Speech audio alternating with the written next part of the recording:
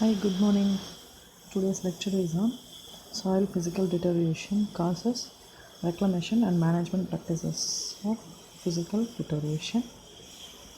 Um, as you all know, soil physical deterioration is the changes that occurs in the physical properties of soil that adversely affects its characterization of a particular soil, like hot pans means surface and subsurface hard pans means crusting or soil sealing or soil compaction.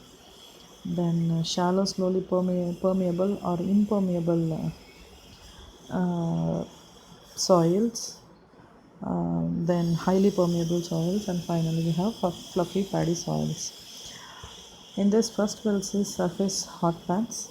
This can be happened mainly due to the presence of colloidal or oxides of iron and aluminum which is present in the soil, because that will have the ability to bind the soil particles to form hard when it becomes dry.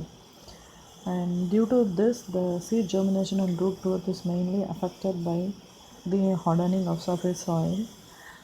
Because of its hot surface, it does not allow air and water into the soil. That will adversely affect the root growth and also the root nodulation of particular crop. To overcome this, we have to apply organic manures like a farmyard manure, compost, or decomposed coir pith, lime, gypsum, etc. And also by uh, irrigation method like sprinkler, which will helps to make the soil wet continuously. And then subsurface hot pans. This also caused by the cementing particles of oxides of iron and aluminum, and mainly by calcium carbonate which is present in the soil. And also it will be happened by elevation process means accumulation of clay in the subsoil horizons. This will makes hard. Due to this, the soil bulk density is increases, by which it reduces the infiltration of soil. To manage this type of hot pans in the subsurface layer, we have to apply organic manures like farmyard manure, press mud, compost pit, and also by ploughing method like using chisel plough. It will helps to break down the hard pans in the subsurface. And then slowly permeable or impermeable soils. This also may be due to high clay content of soil in the subsurface layer. It reduces the porosity or pore spaces which is present in the soil, by which then nutrient mobility will be adversely affected. This can be managed by application of organic manures or incorporation of organics, which will helps to improve the soil properties, and also by making furrows and ridges and furrows and broad bed method of cultivation.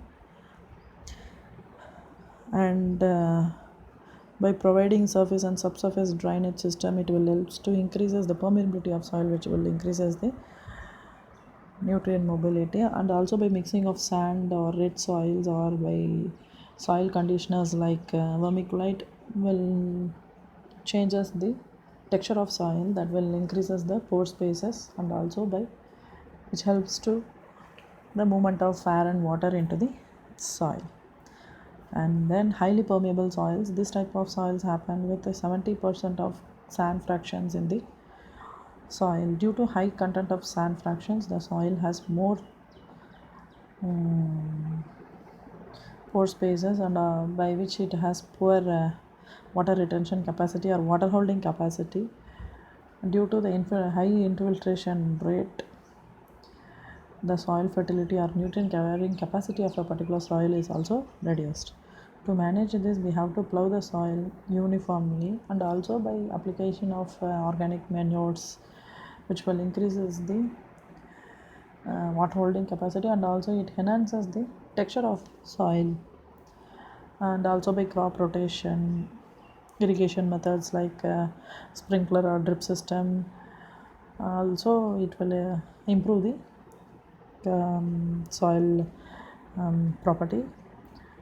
and also by applying a slow release or split method of application of fertilizers, we can reduce the loss of nutrients in the sandy soils or highly permeable soils. And finally, fluffy paddy soils. This is mainly due to the cultivation of continuous rice cropping systems. The soil becomes very fluffy. This will create the low bulk density of soil, which will loses its nutrient carrying and water holding capacity of a soil. To manage this type of soil, we have to stop the irrigation 10 days before harvesting of paddy crop. After harvesting, we have to compact the soil by passing 400 kg of stone roller to remove the fluffiness of a soil. That will make the soil composition of pore spaces in optimum range. After soil compaction, we can make our regular field preparation for further cultivation. Thank you.